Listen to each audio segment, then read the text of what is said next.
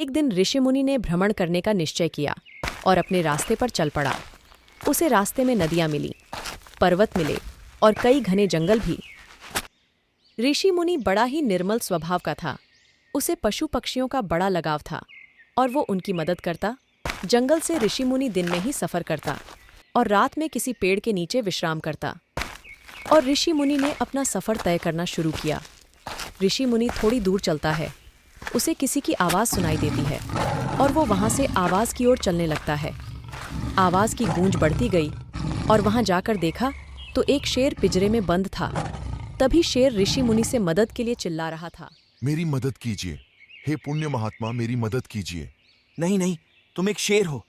मैं शेर हूं तो क्या हुआ, मैं आपको कोई हानि नहीं पहुंचाऊंगा। शेर का धर्म है एक भूख मिटाना। मैं तुम्हारी कोई मदद नहीं कर सकता।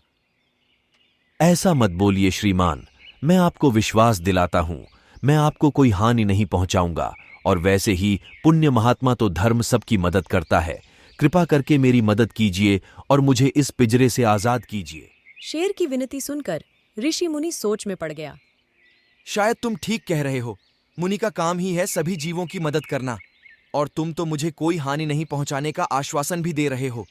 मैं तुम्हें इस पिंजरे से आजाद करता हूं। और शेर बहुत खुश हुआ। अब मैं इस पिंजरे से मुक्त भी हो जाऊंगा और मुझे भोजन भी मिल जाएगा। अब जैसे ही ऋषि मुनि ने पिंजरा खोला, तभी शेर ने अपना रंग दिखाया और झट से ऋषि मुनि को झपटने लगा।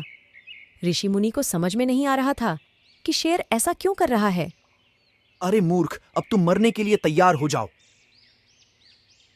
मैंने तुम्हें इस पिंजरे से आजाद किया और तुम मुझे ही खाना चाहते हो। ये गलत है। ये गलत नहीं है, तुमने सही कहा था। शेर का धर्म है एक भूख मिटाना, और मैं वही कर रहा हूं। तुमने मुझे विश्वास दिलाया था कि तुम कुछ नहीं करोगे। जंगल के राजा को ऐसा विश्वासघात नहीं करना चाहिए। शायद ऋषि मुनि की बातों का असर हो रहा था। वो सोच में पड़ गया। हम दोनों का फैसला कोई निष्पक्ष प्राणी ही कर सकता है। ऋषि मुनि की नजर एक गाय पर पड़ी। चलो उस गाय से पूछते हैं। जंगल का राजा शेर सारी बात बताता है। तो बताओ गाय, क्या ये सही नहीं है? राजा जी, सन्यासी पिंजरे में था और आप चल रहे थे। अब ऋषि मुनि विस्तार में पूरी कहानी बताता है।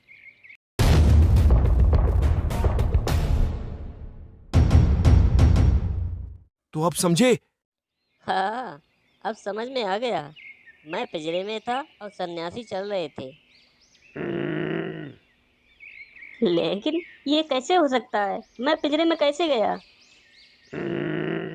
बेवकूफ गाय। शेर चिढ़ जाता है।